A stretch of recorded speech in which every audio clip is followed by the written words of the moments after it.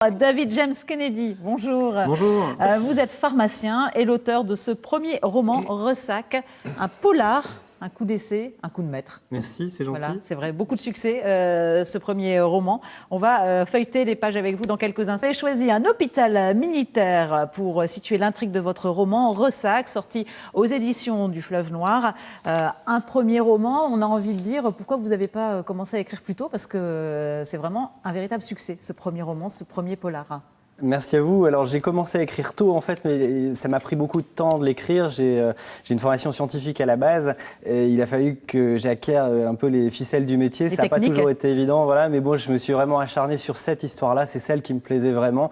Et l'acharnement paye parce que voilà, on ne le lâche pas d'un bout à l'autre. Quand on le commence, on n'a plus envie de quitter ce roman. Alors un hôpital militaire installé dans un ancien couvent et dans lequel se passe des choses assez mystérieuses. Un interne disparaît après avoir soigné un patient qui est lui-même assassiné. Un jeune interne va alors commencer une enquête pour essayer de dénouer ces disparitions, comprendre comment s'expliquent ces disparitions.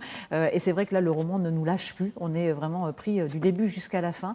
Vous disiez, vous avez une formation scientifique, vous êtes pharmacien en parallèle. Le milieu médical comme toile de fond, c'est quelque chose qui s'approprie très bien pour le polar.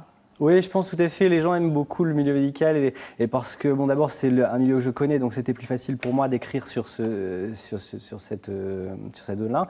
Et ensuite, je pense que chacun a été confronté à un moment ou à un autre au milieu médical, la plupart du temps en tant que patient, évidemment. Et il y a toujours un peu une image inconnue quand on passe de l'autre côté de la barrière, du côté des praticiens, des chirurgiens, etc. Qu'on ne maîtrise pas. Qu'on ne maîtrise pas du tout et qui est toujours très intéressante à exploiter parce que je pense que l'imagination des patients court beaucoup. Et bon, ça permet de faire beaucoup de choses dans ce domaine et ça intéresse, oui, tout à fait. Alors, je disais, vous êtes pharmacien, comment on passe de l'officine à l'écriture ? Alors, c'est pas calculé, l'envie est arrivée naturellement à la suite de mes lectures. En fait, certains romans qui m'ont passionné, qui m'ont vraiment transporté, ou des films que j'ai vus qui m'avaient vraiment emmené d'un bout à l'autre. On voit pas le temps passer aussi bien dans le roman que dans le film. Et j'ai eu envie de passer de l'autre côté de la barrière et de créer ma propre histoire, en fait, d'écrire peut-être celle que j'aurais aimé lire et de créer de l'émotion, du rythme. Ça a vraiment été un guide pour moi, le rythme. C'est pour ça que vous avez choisi aussi ce genre littéraire, le polar. Oui, j'aime bien. C'est quelque chose qui monte en puissance au fur et à mesure de l'intrigue. Et il y a une espèce de construction mathématique. On fait marcher l'esprit, je dirais, pour essayer de trouver quelque chose, de trouver une solution. Et j'ai beaucoup aimé être happé dès le début d'un roman et arriver à la fin quasiment sans m'en apercevoir et en étant transporté. Et c'est ce qu'on vit vraiment en lisant votre roman. Alors, je disais, premier roman, premier polar, tout de suite parrainé par Franck Thillier, quand même une référence, une belle carte de visite.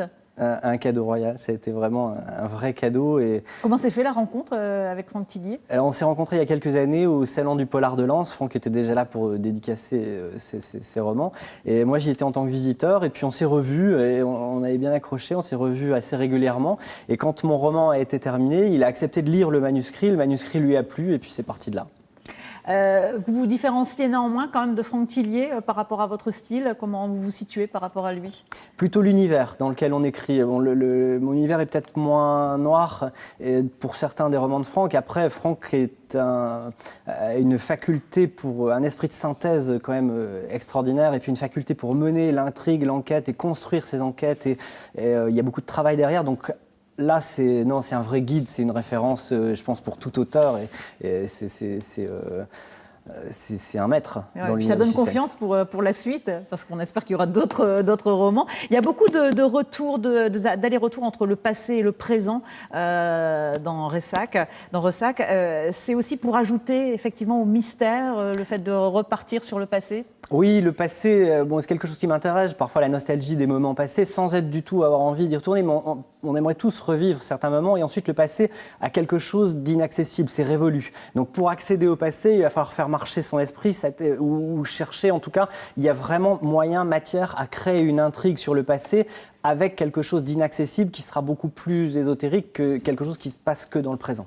Vous êtes originaire du Nord, pourtant l'histoire, vous avez choisi de la baser sur les bords de l'Atlantique. Pourquoi avoir voulu changer de région et pas l'avoir fait ici dans la région? C'était plus pittoresque, les côtes plus pittoresques par rapport à l'intrigue? Alors, j'aime beaucoup ma région, mais j'avais envie de voyager moi aussi en l'écrivant. J'ai beaucoup aimé la côte atlantique. Je suis allé en vacances 3-4 fois là-bas et j'ai trouvé que la côte était magnifique et se prêtait vraiment bien à l'univers de ce que j'avais envie d'écrire. C'est-à-dire qu'on a l'océan qui est souvent déchaîné, des vagues énormes, le surf, la côte escarpée, un relief magnifique, c'est verdoyant, etc. Et ça m'a permis... Quand on lit votre roman, on n'a pas trop envie d'y aller tout de suite. Ouais, ça dépend sous quel angle, parce que bon, c'est vrai qu'il y a beaucoup d'eau dans le roman, mais après, ça a apporté une dimension dantesque. C'est-à-dire que mon héros allait devoir lutter contre quelque chose de supplémentaire qui était un peu ces éléments déchaînés de la côte atlantique et qu'on retrouve nulle part ailleurs. Un ressac, c'est ça d'ailleurs. Hein. Oui, alors le ressac, voilà, c'est le retour des vagues. Et là, en même temps, ce sont aussi les ressacs du passé. Donc c'est le mélange. Voilà, il y a un mélange en fait, et voilà, beaucoup de retours sur le passé. Merci beaucoup, David James Kennedy. En tout cas, ajouter que vous en parliez très bien. C'est rare pour un auteur de parler aussi bien. Mais je vous conseille de le lire, Emmanuel, parce que vraiment, on est vraiment happé par ce roman. Voilà, Ressac aux éditions du Fleuve Noir. Merci beaucoup, et puis on attend la suite, les prochains. Vous merci nous en beaucoup, reparler. c'est très gentil, merci. Merci, David James Kennedy, d'être venu nous parler de votre roman Ressac. Ne manquez pas ce roman, un vrai petit bijou. Bye bye.